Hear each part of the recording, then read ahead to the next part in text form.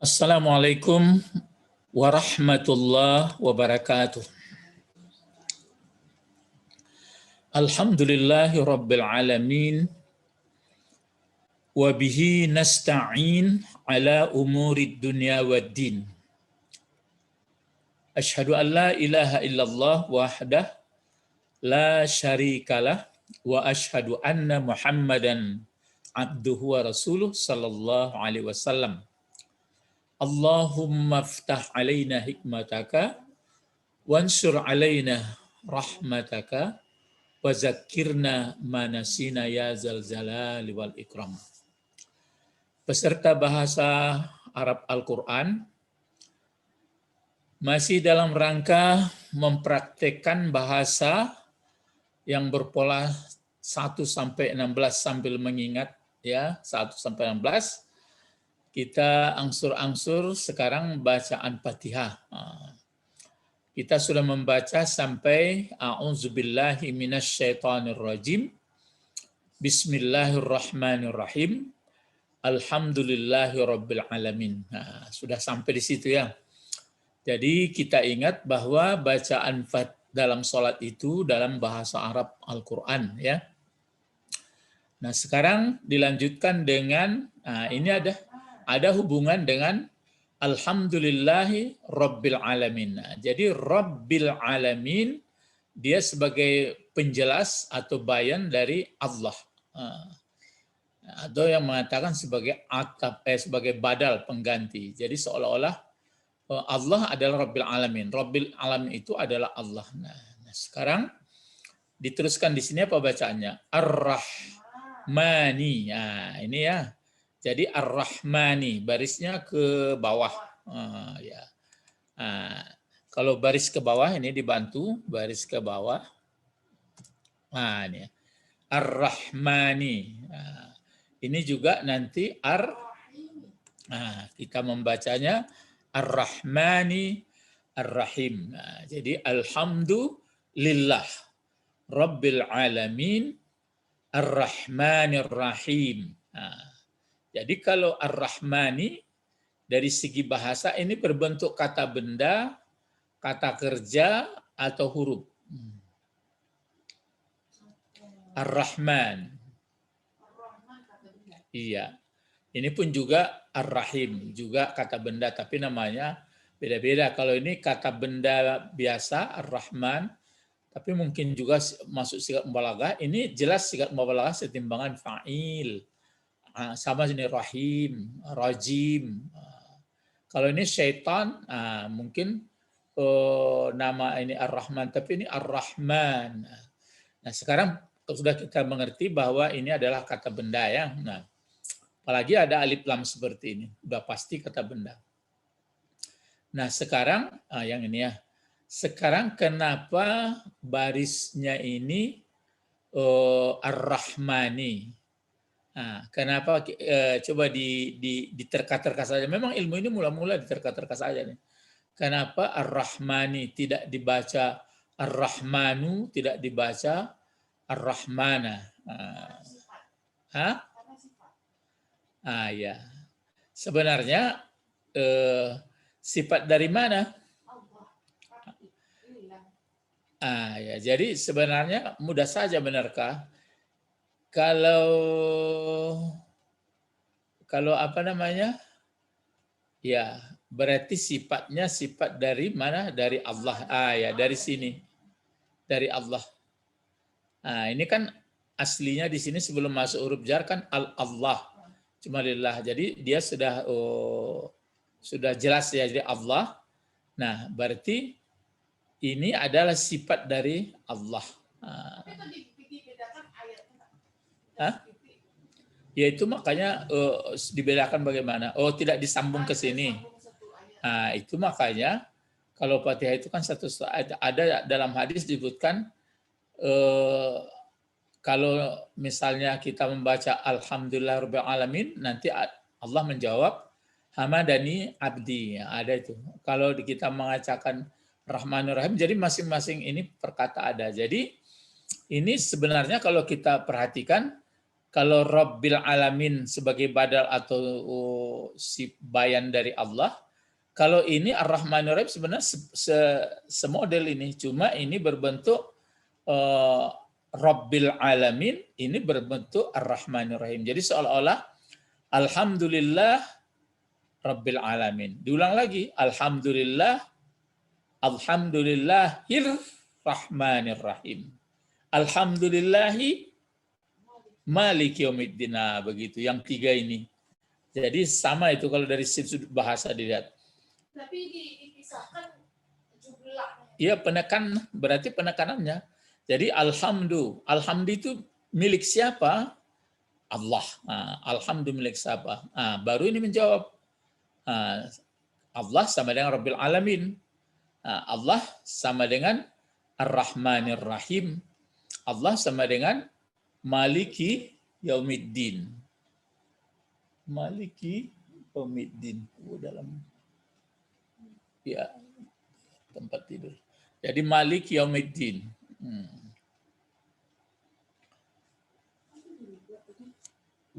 Maliki Yaumiddin ya. Jadi waktu kita membaca Fatihah itu Alhamdulillahi Rabbil Alamin Ar-Rahmanir Rahim Maliki Yaumiddin. Nah, jadi Ar-Rahmani sifat dari Allah, Ar-Rahimi juga sifat dari Allah. Nah, jadi Ar-Rahmani mengikut Allahi, sedangkan Ar-Rahimi mengikut Ar-Rahman. Nah, jadi sudah kita pahami Ar-Rahman, apa artinya Ar-Rahman? Ya, Maha Pengasih. Nah, sebenarnya itu sigat balaghah juga. Jadi Ar-Rahim Maha Penyayang. Sebenarnya kalau sigat balaghah tidak maha diartikan sangat. Jadi sangat pengasih lagi sangat penyayang. Nah, sekarang kita mencoba mengungkapkan Ar-Rahmani. Nah, ini sebenarnya ayat yang berikut ini, yang kedua ini, Ar-Rahman itu kan pengasih, maha pengasih atau sangat pengasih. Sebenarnya tahu kita itu maha pengasih ini setelah diterangkan bahwa alam ini di-Rabb.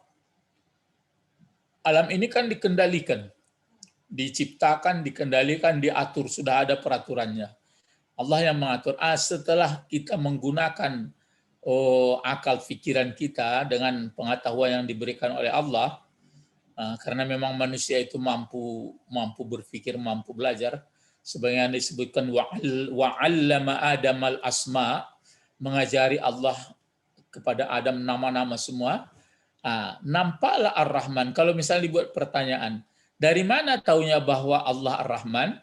Coba dijawab dari dalam ayat ini, ayat sebelumnya. Jawabannya adalah karena Rabbil Alamin. Nah, cobalah. Jadi setinggi-tinggi apapun ilmu orang, kajian penelitian orang, makin nampak Ar-Rahman. Mudah saja memahaminya. Kenapalah ada benda halus, ya air. Cobalah air, molekul-molekul yang apa itu namanya? H2O. Kenapa begitu ada itu? Jadi pelajarannya itu, kalau kenapa itu ada, bagaimana ada, dari mana adanya, maka nampak itu Ar-Rahmannya Allah. Makanya orang kalau tidak sampai ke situ pikirannya, berarti tertutup namanya. Ya, tapi pokoknya jangan dituduh-tuduh orang si anu tertutup, jangan gitu. Jadi itu Ar-Rahman. Jadi Ar-Rahman, jadi Ar-Rahim sangat sayang. Ini perlu juga penjelasan. Jadi Allah sangat sayangnya, lagi sangat kasihnya. Kasih ini maksudnya tidak dibeda-bedakan. Seluruh makhluknya dikasih. Sedangkan sebagian menafsir yang Ar-Rahim adalah sangat sayangnya. Jadi tergantung. Jadi tergantungnya begini. Kalau sekiranya yang dikasih Allah selama dia hidup, dimanfaatkannya, disadarnya itu dari Allah, digunakannya untuk mentaati Allah, untuk kebaikan hidup manusia, maka nanti rahimnya dikasih. Gitu. Itu yang di akhirat. Rahim. Tapi kalau ada orang bertanya lagi, kalau Allah Maha Pengasih atau lagi sangat pengasih, lagi sangat penyayang, ya kenapa ada gempa-gempa berantakan? Kenapa ada bencana-bencana alam? Kenapa kita diuji? Ya, jadi sebenarnya ya kan bertentangan dengan Ar-Rahman Ar-Rahim, jadi katanya. Ada yang menangkap begitu. Kalau memang kasih sayang, jadi kalau demikian berarti kita mengemukakan atau menonjolkan keinginan kita. Ya, berarti kan keinginan kita supaya badan sehat terus, umur terus ada. Jadi suka-suka kita jadinya. Jadi maka kita bawakan kepada Allah. Tapi maksud Allah bukan begitu.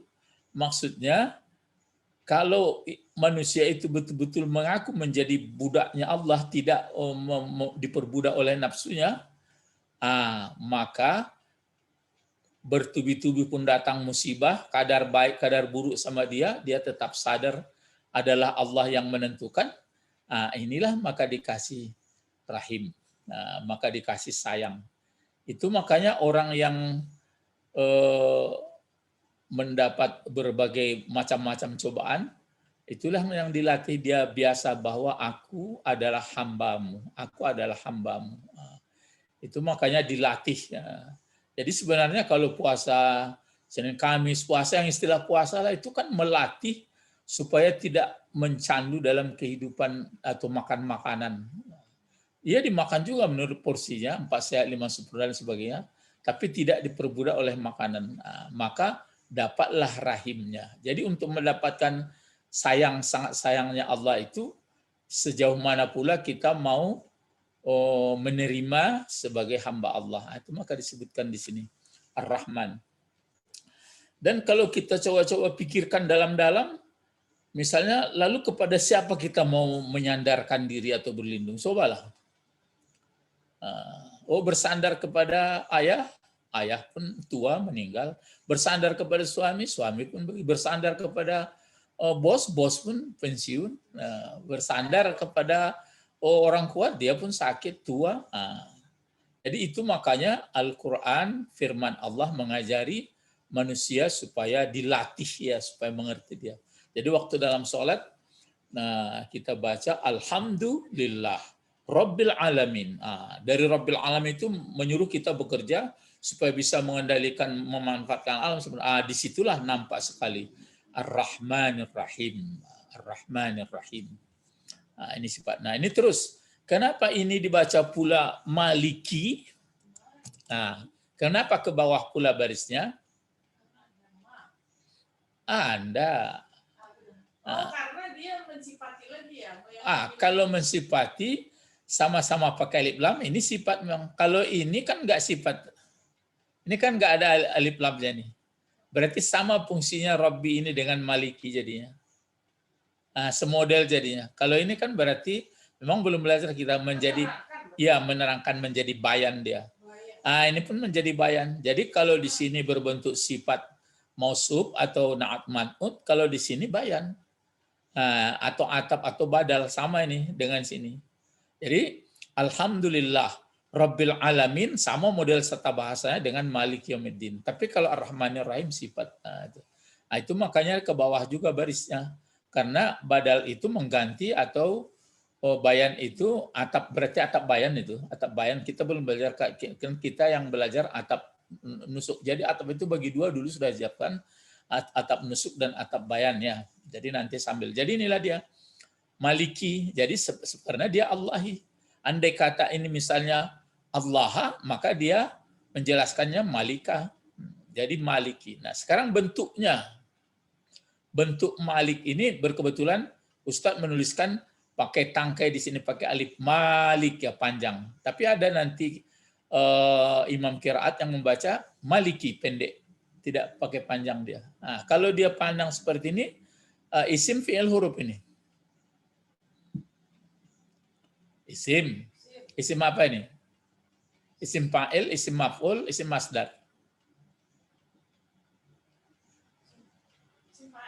Isim fa'il. Jadi isim fa'il itu malikun. Itu. Jadi fi'il madinya adalah malaka. malaka yamliku. Kalau isim fa'ilnya malikun. Kalau isim maf'ulnya mamluk. Karena dia 3 huruf. Cuma bisa membaca 2 cara. Bisa pendek, bisa panjang. Kalau pendek dibaca berarti pengertiannya pengertiannya raja, Malik, Malik, raja hari kemarin. Tapi kalau dipanjangkan bacanya jadi penguasa, yang menguasai. Jadi boleh kedua-duanya ini boleh membaca. Jadi qiraat yang 7 atau qiraat 14 ini membacanya memang 2 cara ini aja. Jadi pernah waktu Ustadz jadi guru kuliah mata kuliah ulumul Quran, kan ada qiraat 7 ya.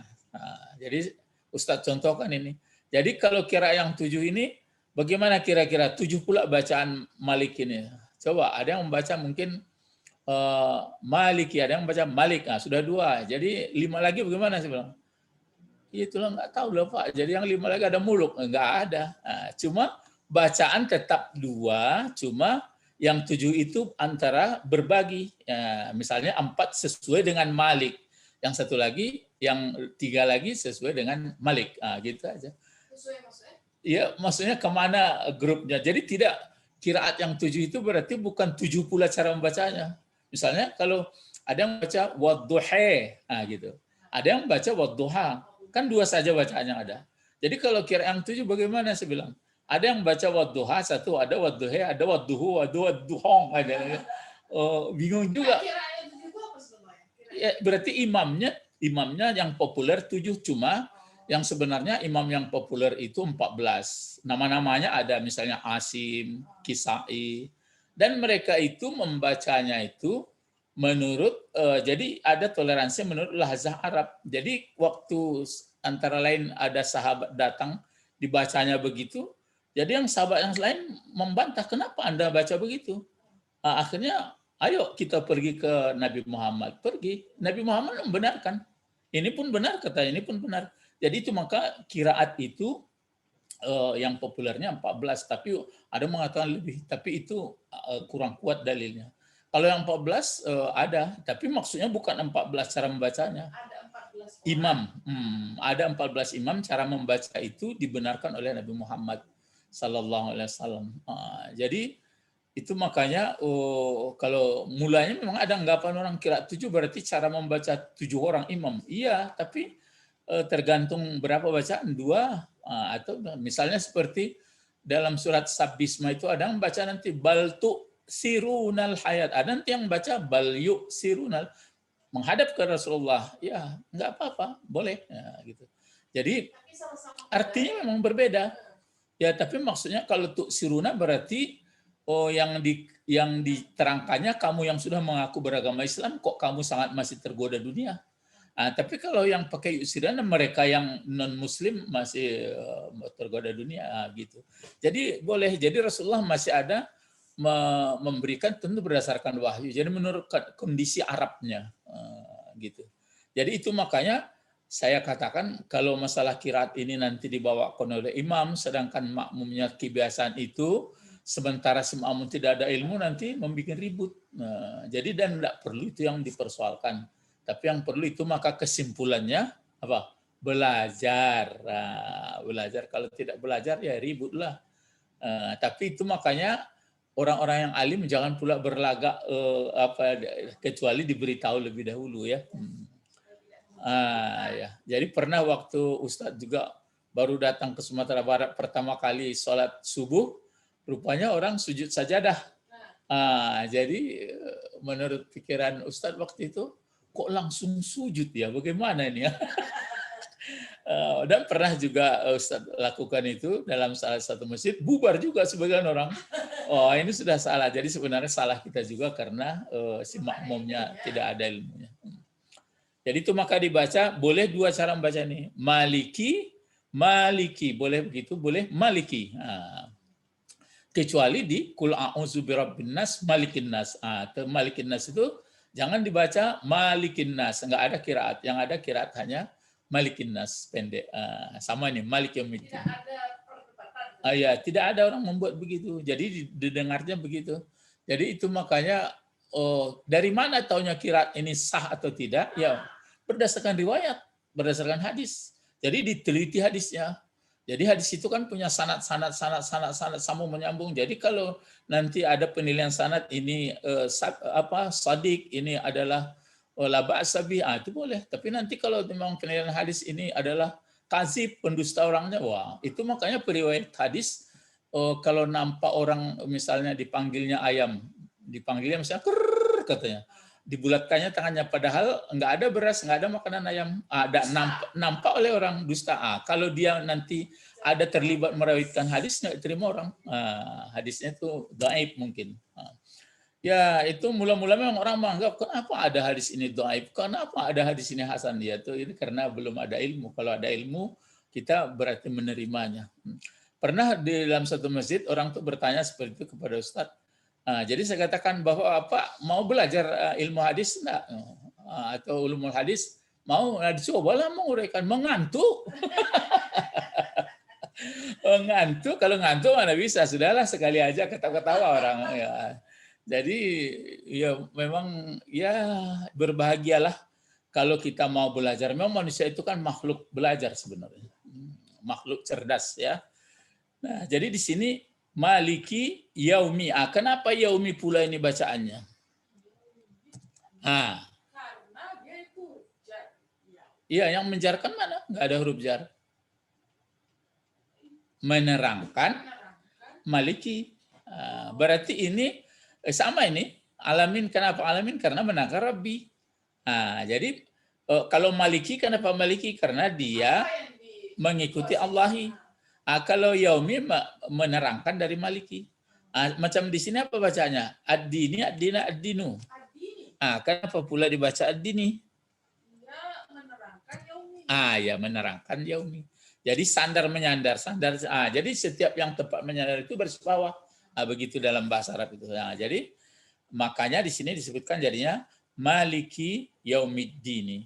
Jadi penguasa atau yang menguasai hari din. Hari din ini artinya hari tata cara pembalasan hidup. Maksudnya hari tata cara kita hidup sebagai makhluk cerdas. Bagaimana cara kita hidup sebenarnya. Jadi cara hidup yang sebenarnya disebutkan innad dina indallahil Islam. Tata cara hidup yang diterima oleh Allah hanya cara Islam.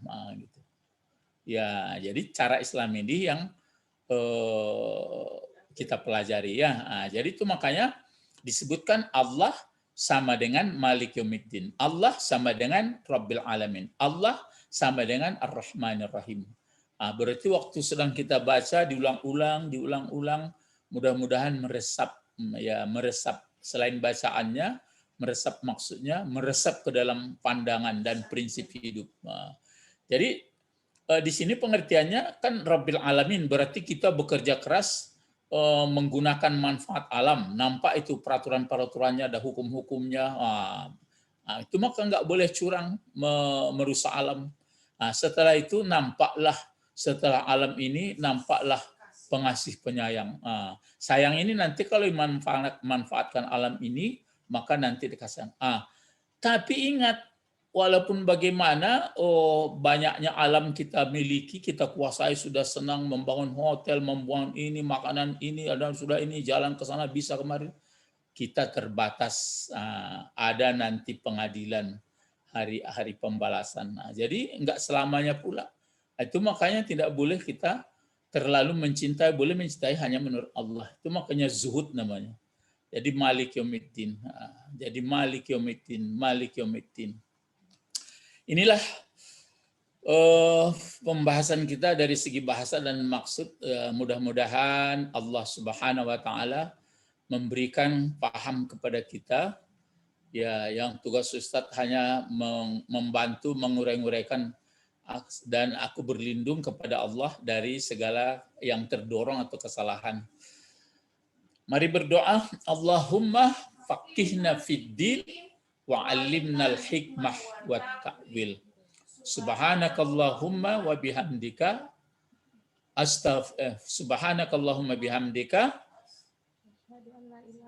La ilaha illa anta astaghfiruka wa atubu ilaik. Assalamualaikum warahmatullahi wabarakatuh. Waalaikumsalam warahmatullahi wabarakatuh. Terima kasih Ustaz.